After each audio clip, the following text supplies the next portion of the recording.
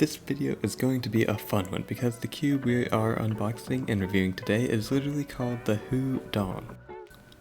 The packaging for this one is modest. You're greeted with the cube inside of its case and right next to it, a box containing the accessories you need. Let's take these out of the box and see what they contain. So first I'll open up the accessories. In the accessories box, we've got a blank center cap and a screwdriver. Blank center cap is really nice for people who like to do blind events because logos aren't legal. The red bag is a nice touch to complement the color of the logo on the cube. The accessories box also contains a couple of booklets. One of them you don't need, the other one is a manual for adjusting your cube, which you might. Alright, now the cube itself. Let's open it up, get this Hudong uncovered, and see how it feels.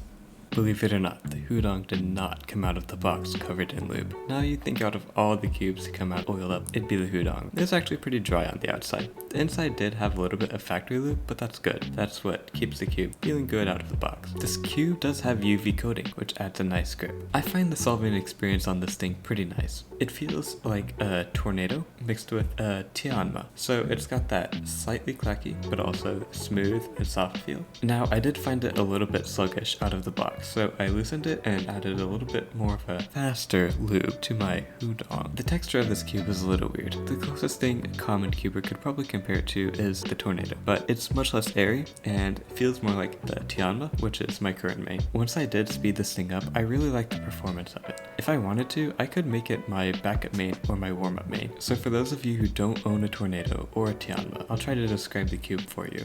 It's really soft and a little crunchy. It may sound contradictory, but that's the best way I can figure out how to describe it. My main issue with the cube is that the magnets are really strong and they're not adjustable. So if you're concerned about strong magnets, I'd stay away from this one.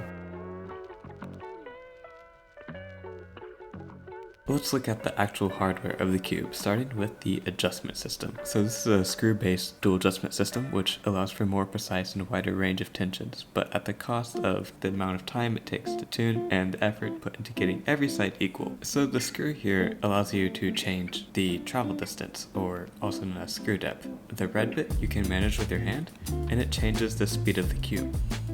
I set mine to the fastest possible speed and fairly loose tensions. So let's take this thing apart and show you the magnets inside of it. So first there's the feet magnets, which allow the pieces themselves to attract to each other from a wider range. This other cube over here, the Tianma, also has these feet magnets. Now looking at the actual designs of the pieces, they're very similar. So it makes sense that these two cubes will feel as much alike as this cube and like a Tornado or another softer cube. This cube also has magnets on the bottom of the tracks, which attract and repel to the core. This has been popular in many cubes recently, and I think that's a good thing. It really helps improve their stability. The same magnets in the tracks that attract to the other pieces right next to it also repel from the centerpiece, the maglev in the centerpiece, like in the Tianma. I'll show you what the magnetic force looks like when you're turning it.